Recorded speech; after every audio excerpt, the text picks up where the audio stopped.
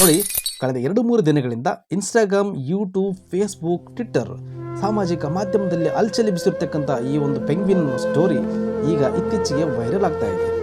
2026 ಜನವರಿ ತಿಂಗಳಲ್ಲಿ ಈ ಒಂದು ವಿಡಿಯೋ ವೈರಲ್ ಆಗೋಕ್ಕೆ ಕಾರಣ ಏನಂದರೆ, ಪೆಂಗ್ವಿನ್ ತಾನು ವಾಸ ಮಾಡ್ತಕ್ಕಂಥ ಪೆಂಗ್ವಿನ್ ಜಾತಿಯನ್ನು ಬಿಟ್ಟು ತನ್ನ ವಾಸದ ಮನೆಯಾಗಿರ್ತಕ್ಕಂಥ ಸಮುದ್ರವನ್ನು ಬಿಟ್ಟು ಅದಕ್ಕೆ ತದ್ವಿರುದ್ಧವಾಗಿ ಬೆಟ್ಟದ ಕಡೆಗೆ ಹೋಗಿ ತನ್ನ ಸಾವಿನ ಮನೆ ಕಡೆಗೆ ಹೋಗಿ ತನ್ನ ಜೀವವನ್ನೇ ಕಳೆದುಕೊಂಡಿದ್ದು ಏಕೆ ಎಂಬ ಈ 10 ಹಲವು ಟ್ರೆಂಡಿಂಗ್ ಹಾಗೂ ಇಂಟ್ರೆಸ್ಟಿಂಗ್ ಆಗಿರ್ತಕ್ಕಂಥ ವಿಡಿಯೋನ ನೋಡೋಣ. ಅದಕ್ಕೂ ಮೊದಲು ಯಾರು ಹೊಸದಾಗಿ ಈ ಚಾನಲ್ ನೋಡ್ತಾ ಇದ್ದೀರಾ, ಲೈಕ್ ಮಾಡಿದರು ಸಬ್ಸ್ಕ್ರೈಬ್ ಮಾಡಿ ಶೇರ್ ಮಾಡಿ ಅಂತ ಹೇಳ್ತಾ ಬನ್ನಿ ಈಗ ತಡ ಮಾಡಿದ ಈ ವಿಡಿಯೋ ಮುಂದಿನ ಭಾಗವನ್ನು ನೋಡೋಣ. ರಿಯಲ್ ಸ್ಟೋರಿಯನ್ನು ತಿಳಿದುಕೊಳ್ಳುವ ಮೊದಲು ಪೆಂಗ್ವಿನ್ಗಳು ಯಾವ ರೀತಿಯಾಗಿ ತಮ್ಮ ಜೀವನ ನಡೆಸುತ್ತವೆ, ತಮ್ಮ ಒಂದು ಜೀವನ ಕುರಿತು ಒಂದೆರಡು ಇಂಟ್ರೆಸ್ಟ್ ಆಗಿರ್ತಕ್ಕಂಥ ವಿಷಯಗಳನ್ನು ತಿಳಿದುಕೊಳ್ಳೋಣ. ಮೊದಲಿಗೆ ಪೆಂಗ್ವಿನ್ಗಳು ತಂಪಾದ ಪ್ರದೇಶ ಅಂದರೆ ಅವರಿಗೆ ಅಚ್ಚುಮೆಚ್ಚಿನ ತಾಣಗಳು. ಹೆಚ್ಚಿನ ಪೆಂಗ್ವಿನ್ಗಳು ಅಂಟಾರ್ಟಿಕಾ ಮಂಜುಗಡ್ಡೆಯ ಮೇಲೆ ಮತ್ತು ಅತ್ಯಂತ ತಂಪಾದ ಸಾಗರ ತೀರಗಳಲ್ಲಿ ವಾಸಿಸುತ್ತವೆ. ಇವುಗಳ ವೈವಿಧ್ಯತೆ ಏನಪ್ಪ ಅಂತಂದರೆ, ಕೇವಲ ಮಂಜುಗಡ್ಡೆಯಲ್ಲದೆ ದಕ್ಷಿಣ ಆಫ್ರಿಕಾ, ಆಸ್ಟ್ರೇಲಿಯಾ, ನ್ಯೂಜಿಲೆಂಡ್, ಗ್ಯಾಲಪೋಸ್ನಂತಹ ದ್ವೀಪಗಳಲ್ಲಿ ಸ್ವಲ್ಪ ಬೆಚ್ಚಗಿನ ಕರಾವಳಿಯ ತೀರಗಳಲ್ಲಿ ಕೂಡ ಈ ಒಂದು ಪೆಂಗ್ವಿನ್ ಜಾತಿಗಳು ವಾಸಿಸುತ್ತವೆ. ಇವು ಭೂಮಿ ಮೇಲೆ ಸಂತಾನೋತ್ಪತ್ತಿ ಮಾಡುತ್ತವೆ, ಆದರೆ ತಮ್ಮ ಹೆಚ್ಚಿನ ಸಮಯವನ್ನು ಆಹಾರಕ್ಕಾಗಿ ಸಮುದ್ರದಲ್ಲೇ ಕಳೆಯುತ್ತವೆ. ಇವುಗಳು ಮಾಂಸಾಹಾರಿಗಳಾಗಿದ್ದು ಇವು ಮುಖ್ಯವಾಗಿ ಸಮುದ್ರದ ಜೀವಿಗಳನ್ನು ತಿನ್ನುತ್ತವೆ. ಅಂದರೆ ಮೀನುಗಳು, ಕ್ರಿಲ್ಸ್, ಸ್ಕ್ವಿಡ್ ಅಂತಹ ಚಿಕ್ಕ ಮೀನು ಅಥವಾ ಸಮುದ್ರದ ಪ್ರಾಣಿಗಳನ್ನು ತಿಂದು ತಮ್ಮ ಜೀವನವನ್ನು ನಡೆಸುತ್ತವೆ. ಇವುಗಳ ಜೀವನ ಶೈಲಿ ವಿಶೇಷತೆ ಏನಂದರೆ, ಇವು ಭೂಮಿ ಮೇಲೆ ಅತಿ ದೊಡ್ಡ ಪಕ್ಷಿಗಳು, ಹಾರಲಾರದ ಪಕ್ಷಿಗಳು ಅಂತ ಹೇಳ್ಬೋದು ನಾವು. ಪೆಂಗ್ವಿನ್ಗಳಿಗೆ ರೆಕ್ಕೆಗಳಿದ್ದರೂ ಕೂಡ ಅವುಗಳಿಂದ ಹಾರಲು ಸಾಧ್ಯವಿಲ್ಲ.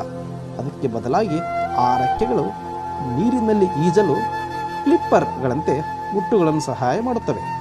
ಸಾಮಾಜಿಕ ಜೀವಿಗಳಾಗಿರ್ತಕ್ಕಂಥ ಇವು ಯಾವಾಗಲೂ ಗುಂಪುಗಳಲ್ಲಿಯೇ ವಾಸಿಸುತ್ತವೆ.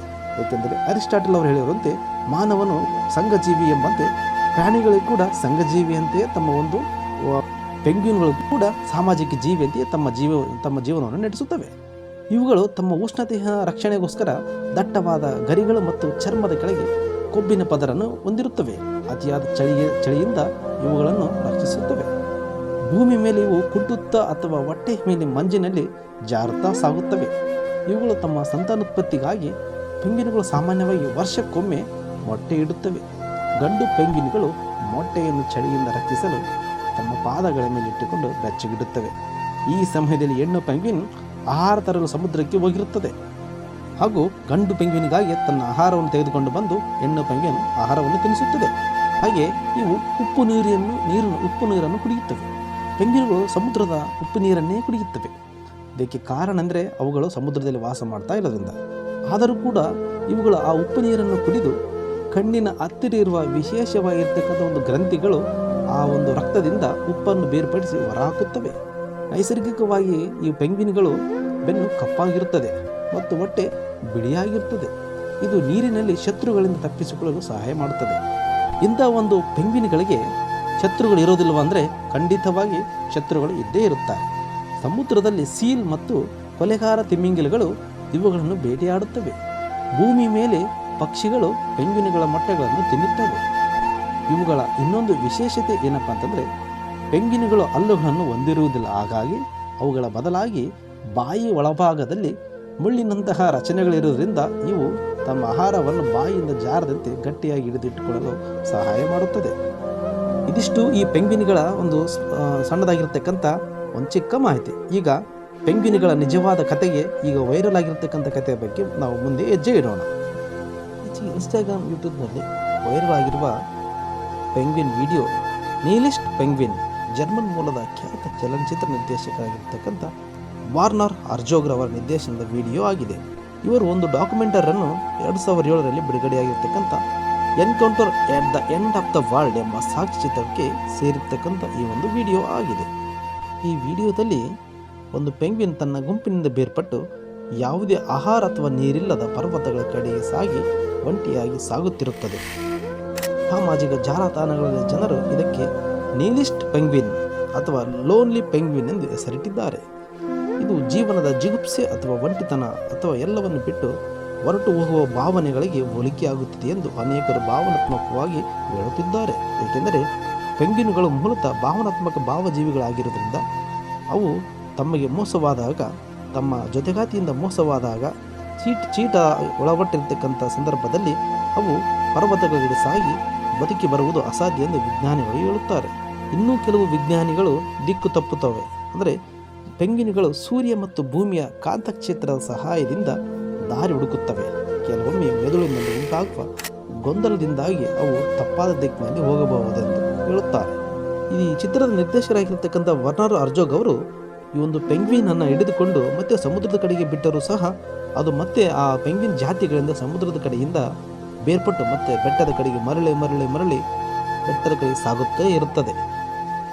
ಆಗ ಅವರು ಅದನ್ನು ಹೋದರೆ ಹೋಗಲಿ ಬಿಡಿ, ಅದರ ಮನಸ್ಥಿತಿ ಏನಿರಬೇಕು ತಿಳಿದುಕೊಳ್ಳಲು ಬಿಟ್ಟೇ ಬಿಡುತ್ತಾರೆ. ಕೊನೆಗೆ ಅದು ತನಗೆ ಯಾವುದೇ ರೀತಿಯ ಆಹಾರ ನೀರು ಇಲ್ಲದೆ ತನ್ನ ಪ್ರಾಣವನ್ನು ತ್ಯಜಿಸಿಬಿಡುತ್ತದೆ. ಇಂಥ ಒಂದು ಅದ್ಭುತವಾಗಿರ್ತಕ್ಕಂಥ ಸಾಕ್ಷ್ಯಚಿತ್ರವು 2009ರಲ್ಲಿ ಆಸ್ಕರ್ ಪ್ರಶಸ್ತಿಗೆ ಬೆಸ್ಟ್ ಡಾಕ್ಯುಮೆಂಟರಿ ಫೀಚರ್ ಎಂಬ ಅಡಿಯಲ್ಲಿ ನಾಮನಿರ್ದೇಶನಗೊಂಡಿರುತ್ತದೆ. ಇದು ಕೇವಲ ಪ್ರಾಣಿಗಳ ಬಗ್ಗೆ ಮಾತ್ರವಲ್ಲ, ಅಂಟಾರ್ಟಿಕಾದಲ್ಲಿ ವಾಸಿಸತಕ್ಕಂಥ ಜೀವಿಗಳ ಬಗ್ಗೆ, ವಿಜ್ಞಾನಿಗಳ ಬಗ್ಗೆ, ಅಲ್ಲಿನ ಪರಿಸರ ಮತ್ತು ವಾತಾವರಣದ ಬಗ್ಗೆ ವಿಶಿಷ್ಟವಾಗಿರ್ತಕ್ಕಂಥ ಮಾಹಿತಿ ಆಗಿದೆ. ಈ ಪೆಂಗ್ವಿನ್ ಸ್ಟೋರಿಯು ಇತ್ತೀಚೆಗೆ ಇದು ವೈರಲ್ ಆಗಿ ಕಾರಣ ಏನಿಲ್ಲ ಕಂಡ್ರೆ ಇಷ್ಟೇ. ಈ ವಿಡಿಯೋದಲ್ಲಿರತಕ್ಕಂಥ ಪೆಂಗ್ವಿನ್ ತನ್ನ ಗುಂಪನ್ನು ಬಿಟ್ಟು ಹೊರಗಡೆ ಹೋಗಿ ಒಂಟಿಯಾಗಿ ಹೋಗುತ್ತದೆ. ಇದನ್ನು ನೋಡಿರ್ತಕ್ಕಂಥ ನಮ್ಮ ಇಂದಿನ ಜನಜಿ ಪೀಳಿಗೆ ಏನಿದೆಯಲ್ಲ, ಅದರಲ್ಲಿ ನಾನು ಒಬ್ಬ. ಇವರೇನು ಮಾಡ್ತಾ ಇದ್ದಾರೆ ಅಂದರೆ, ಸಮಾಜದಲ್ಲಿ ಒಂಟಿ ಅಥವಾ ನಾನು ಎಲ್ಲರಿಗಿಂತ ಭಿನ್ನವಾಗಿ ದಾರಿ ತಪ್ಪಿದ್ದೇನೆ ಎಂಬ ಭಾವನೆ ಬರುತ್ತದೆ. ಇದನ್ನು ಇಂಟರ್ನೆಟ್ ಭಾಷೆಯಲ್ಲಿ ಲಿಟ್ರಲಿ ಮೀ ಎಂದು ಕರೆಯುತ್ತಾರೆ. ನಿಹಿಲಿಸಮ್ ಅಥವಾ ಅಸ್ತಿತ್ವವಾದ ಈ ವಿಡಿಯೋಗೆ ಸಾಮಾಜಿಕ ಜಾಲತಾಣಗಳಲ್ಲಿ ನಿಹಿಲಿಸ್ಟ್ ಪೆಂಗ್ವಿನ್ ಎಂಬ ಹೆಸರನ್ನು ಈ ಪೆಂಗ್ವಿನ್ಗೆ ಇಟ್ಟಿದ್ದಾರೆ. ನಿಹಿಲಿಸಮ್ ಎಂದರೆ ಜೀವನದಲ್ಲಿ ಯಾವುದೇ ಅರ್ಥವಿಲ್ಲ, ಯಾವುದಕ್ಕೂ ಬೆಲೆ ಇಲ್ಲ ಎಂಬ ತಾತ್ವಿಕ ಚಿಂತನೆ ಆ ಪೆಂಗ್ವಿನ್ ಸಾವಿನ ದಾರಿ ಎಂದು ಗೊತ್ತಿದ್ದರೂ ಸುಮ್ಮನೆ ನಡೆಯುತ್ತಿರುವುದು ಮನುಷ್ಯರು ತಮ್ಮ ಜೀವನದ ಅನಿಶ್ಚಿತತೆಯನ್ನು ಅಥವಾ ಖಿನ್ನತೆಯನ್ನು ಅದರಲ್ಲಿ ಕಾಣುವಂತೆ ಮಾಡಿದೆ. ನಿರ್ದೇಶಕ ವಾರ್ನರ್ ಸಹ ವಿಡಿಯೋದಲ್ಲಿ ನಿರ್ದೇಶಕ ವರ್ನರ್ ಹರ್ಜೋಗ್ ಅವರ ಗಂಭೀರವಾದ ಧ್ವನಿ ಮತ್ತು ಅವರು ಕೇಳುವ ಪ್ರಶ್ನೆಗಳು, ಅದು ಯಾಕೆ ಹಿಂತಿರುಗುವುದಿಲ್ಲ, ಯಾಕೆ ಸಾವಿನ ಕಡೆ ನಡೆಯುತ್ತಿದೆ, ನೋಡುಗರಲ್ಲಿ ಕುತೂಹಲ ಮತ್ತು ಒಂದು ರೀತಿಯ ವಿಷಾದವನ್ನು ಮೂಡಿಸುತ್ತದೆ. ನಿಮಗೆ ಗೊತ್ತಿರಲಿ, ಕಾಡಿನಲ್ಲಿ ವಾಸ ಮಾಡುವ ಪ್ರಾಣಿಗಳು ಯಾವಾಗಲೂ ತಮ್ಮ ಬದುಕನ್ನು ಕಟ್ಟಿಕೊಳ್ಳಲು ಇನ್ನೊಂದು ಪ್ರಾಣಿಗಳಿಂದ ರಕ್ಷಿಸಿಕೊಳ್ಳಲು ಹೋರಾಡುತ್ತಲೇ ಇರುತ್ತವೆ. ಆದರೆ ಇಲ್ಲಿ ಈ ಒಂದು ಪ್ರಾಣಿ ತಾನೇ ಸಾವಿನತ್ತ ಆಹಾರವಿಲ್ಲದ ಕಡೆ, ನೀರಿಲ್ಲದ ಕಡೆ ತನ್ನ ಜಾತಿಯನ್ನು ಬಿಟ್ಟು ಸಾಗುವುದು ಪ್ರಕೃತಿಯ ನಿಯಮಕ್ಕೆ ವಿರುದ್ಧವಾಗಿದೆ ಕಾಣುತ್ತದೆ. ಈ ವಿಚಿತ್ರ ವರ್ತನೆಗೆ ಜನರು ಆಕರ್ಷಿಸಿದೆ. ಇದರಿಂದಾಗಿ ನಮ್ಮ ಇಂದಿನ ಯುವ ಪೀಳಿಗೆ ಆ ಪೆಂಗ್ವಿನ್ನ ಒಂಟಿತನದಲ್ಲಿ ಜನರು ತಮ್ಮನ್ನು ತಾವು ನೋಡಿಕೊಳ್ಳುತ್ತಿದ್ದಾರೆ. ನಿಮಗೂ ಆ ವಿಡಿಯೋ ಇಷ್ಟ ಆದರೆ ಲೈಕ್ ಮಾಡಿ, ಶೇರ್ ಮಾಡಿ, ಸಬ್ಸ್ಕ್ರೈಬ್ ಮಾಡಿ.